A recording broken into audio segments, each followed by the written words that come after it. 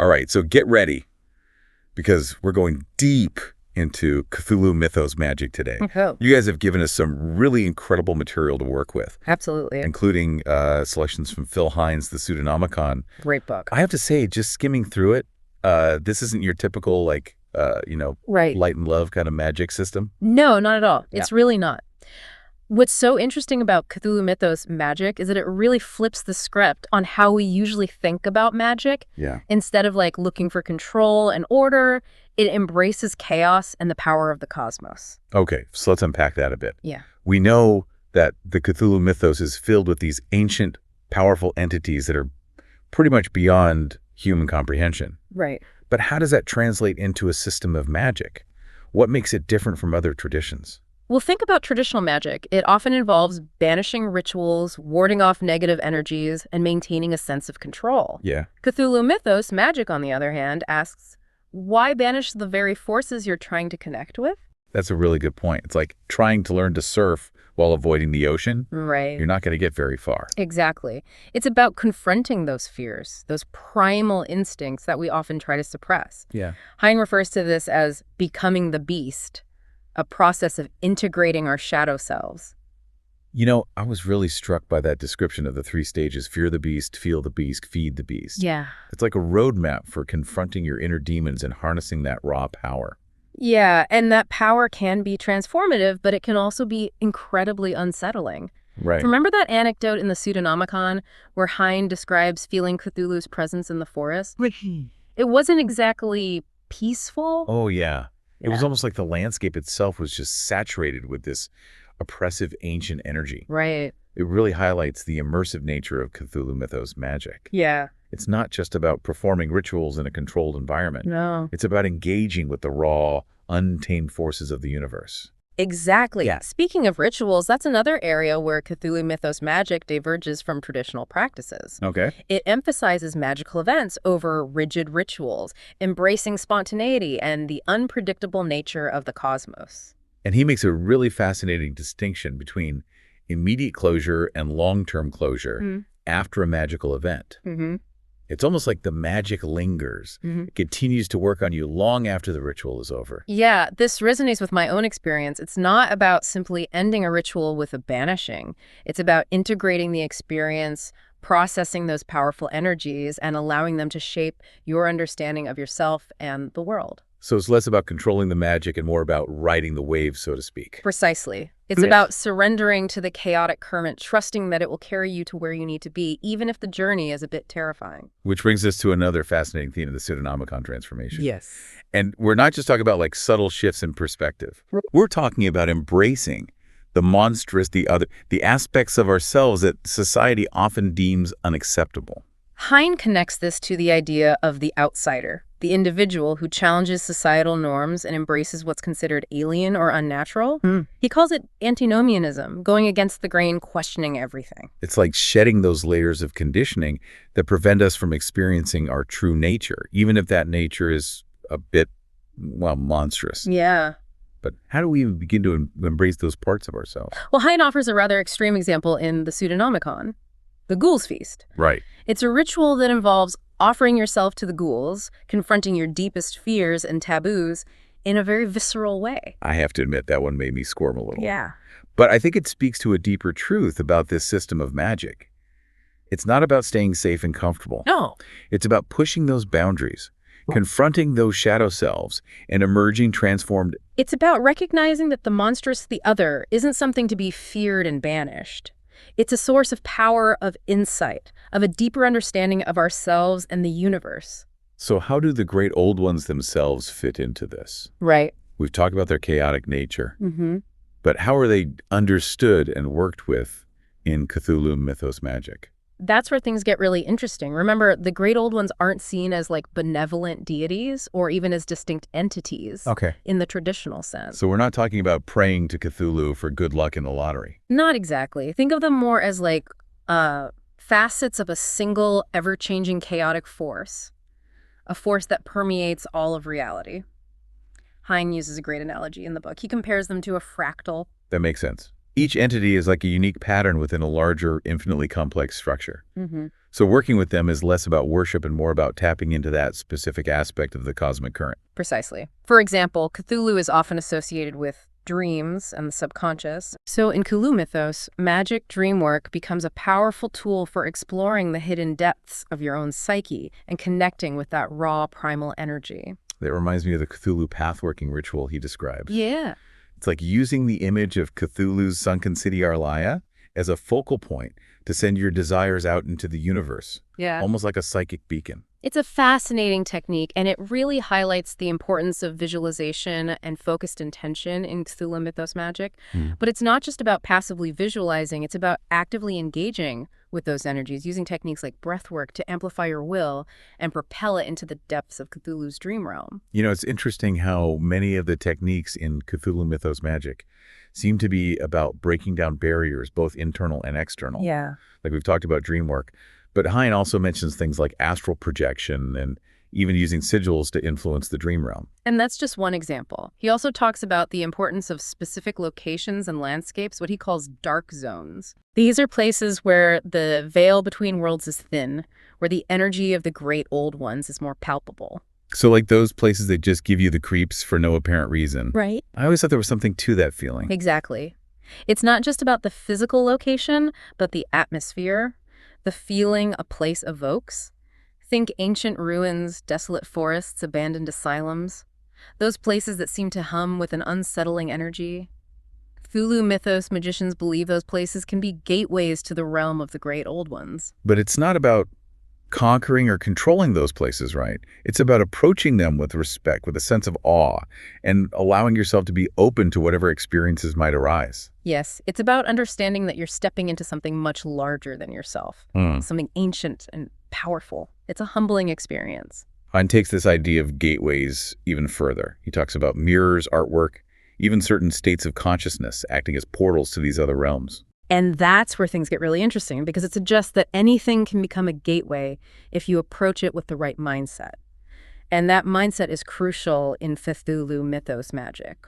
So what kind of mindset are we talking about? It's about cultivating a sense of the uncanny, a willingness to see the world through a different lens, to embrace the strange and the unsettling, to question your assumptions about what's real and what's possible. He uses the term purposive disintegration to describe this process, which honestly sounds a little intense. What exactly does that involve? Well, it's about deliberately pushing yourself to the edge of your comfort zone, even to the brink of madness. Techniques like fasting sleep deprivation, sensory overload, anything that disrupts your normal patterns of perception and allows you to tap into those deeper, more primal levels of consciousness. Wow, it's like hacking your own brain. But why would someone intentionally put themselves through that? Because remember, we're talking about connecting with forces that are inherently chaotic and beyond human comprehension. To do that, you have to be willing to let go of your preconceived notions, to shatter your comfortable worldview, and to embrace the unknown, even if it means experiencing fear, confusion, even temporary madness. It sounds like a path that requires a lot of self-awareness and discipline. It's not just about recklessness, it's about calculated risk-taking, knowing your limits and having a strong sense of purpose. You have to know what you're getting into. Absolutely. It's not for everyone. But for those who are drawn to this path, those who seek to explore the hidden depths of reality and the vast potential of consciousness, it can be incredibly powerful. Okay, so we've talked about working with the great old ones in a general sense. Right. But can we get a bit more specific? Yeah. I mean, who are some of the key players in this cosmic drama? We have to talk about Cthulhu himself, right? Of course, Cthulhu the Great Dreamer is one of the most iconic figures in the mythos. He's often associated with the depths of the ocean, the subconscious mind, and the power of dreams. So working with Cthulhu would involve tapping into those dream realms. Exactly. Practices like lucid dreaming, astral projection, even using sigils to influence your dreams all become relevant here. It's not just about personal exploration, it's about tapping into a source of raw power. Hine even mentions a ritual called the Cthulhu pathworking, which uses visualization and breathwork to connect with Cthulhu's energy. It's almost like using those techniques to manifest your desires to send them out like ripples in a pond. And those ripples can be incredibly powerful, especially when you're working with an entity like Cthulhu. But as we've discussed, there's always an element of risk involved. It's not about trying to control these forces, but about aligning yourself with them, tapping into the current, and letting it carry you where it will. Okay, so what about some of the other great old ones? Hine briefly mentions Yog-Sothoth, who he describes as the gate, or the key and guardian to the gate. What's that all about? Yog-Sothoth is a fascinating entity. He's often associated with knowledge, the interconnectedness of time and space, and the idea that all things are ultimately one. So he's like the ultimate cosmic librarian holding the keys to all knowledge. In a way, yes. But that knowledge can be overwhelming, even terrifying for a human mind to grasp. Working with Yog-Sothoth is about pushing the boundaries of your understanding, about confronting the limits of your own perception. And what about Nyarlathotep, the messenger of the great old ones? He seems like a bit of a wild card. Nyarlathotep is a fascinating figure, and he embodies the trickster archetype perfectly. He's known for his shape-shifting abilities and his tendency to, let's say, play games with mortals. So working with Nyarlathotep is like playing a cosmic game of chess where you never know what move he's going to make next. Exactly. It's about being adaptable, thinking on your feet, and always questioning your assumptions. He'll challenge you, test you, and ultimately push you to evolve and grow. Pine also mentioned something called the astral Sabbat, a concept that pops up in a lot of different esoteric traditions. It sounds pretty intense. Yeah. What's the significance of the astral Sabbat in Cthulhu Mythos magic? The astral Sabbat is a powerful concept in Cthulhu Mythos magic, and it's not for the faint of heart. So tell me more. What exactly is it? Imagine a realm beyond the physical, a place where the laws of nature are suspended and all sorts of strange and wonderful things can happen, a place where you might encounter beings beyond your wildest imagination, from larval elementals to zoomorphic entities, even succubi and incubi. It sounds like a scene out of a psychedelic horror movie. But what's the purpose of going to the astral Sabbat? Well, it's a place of great power where you can make contact with the great old ones, learn their secrets, and even negotiate with them. But remember, Nyarlathotep, the ultimate trickster, presides over the astral Sabbat. So you have to be incredibly careful. Exactly. The astral Sabbat is a place of initiation, a trial by fire. It's a test of your cunning, your resolve, and your ability to navigate the chaotic currents of the astral realm. If you're not careful, you could easily get lost or worse. This is all incredibly fascinating, but I have to admit, it's a lot to take in. Can we unpack some of this a bit further? How does this all translate into actual magical practice? What are some specific examples of how these concepts are applied? Well, we've been exploring some really mind-bending concepts I know, right? in Cthulhu Mythos magic. From becoming the beast to navigating the chaotic currents of the astral realm. It's a system that challenges our conventional understanding of magic and pushes us to confront the limits of our own perception. Absolutely. Yeah. But I think it's time we grounded this conversation in some practical examples. Yeah, for sure. The Pseudonomicon offers some fascinating insights into how these principles are actually applied. Absolutely. One that comes to mind is the Cthulhu pathworking, Okay. a technique that uses the image of Cthulhu's sunken city as a focal point for enchantment. Okay, I remember reading about this. It's like using the sheer magnitude of Araya as an amplifier for your intentions, right? Precisely. It's about visualizing your desire, represented by a sigil, and projecting it into the depths of Cthulhu's dream realm, using the city as a conduit. But it's not just about passively visualizing, is it? Hine talks about some specific techniques to make this more effective. He does. He emphasizes the importance of breath work, using controlled breathing, to energize the sigil and propel it into the depths of that otherworldly realm. So it's a combination of visualization, intention, and focused breathing. Almost like a meditation with a cosmic twist. You could say that. It's about tapping into the power of the subconscious, aligning your will with the currents of Cthulhu's dreaming mind. It sounds incredibly powerful. Yeah. But I imagine there's also an element of risk involved. We've talked about how working with these forces can be unpredictable. There's always an element of risk when you're dealing with forces beyond human comprehension. But that's part of what makes Cthulhu Mythos magic so compelling. It's not about control. It's about surrender. It's about trusting the current even when it leads you into the unknown. Now, another fascinating example Hine describes is a healing working he did using the entity Tsathoggua. Right? This one seems a bit more visceral, shall we say. It certainly is. Tsathoggua is often depicted as a toad-like deity dwelling in the depths of the earth. And Hine's experience involved a deep level of immersion, almost a temporary possession by Tsathoggwa's energy. He describes feeling physically ill, experiencing nausea, distorted vision, even the inability to oppose his thumbs. Wow.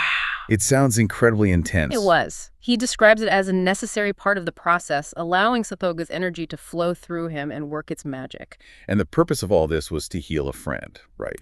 Yes, a friend who was suffering from a physical ailment. Hine perceived the illness as an energetic blockage, almost like a parasitic entity. So he invoked Sathoga to basically consume that entity, to draw it out and dispel it. Exactly. It's a very different approach to healing than what we might be accustomed to. And it actually worked. It seems so. But it took a toll on Hine.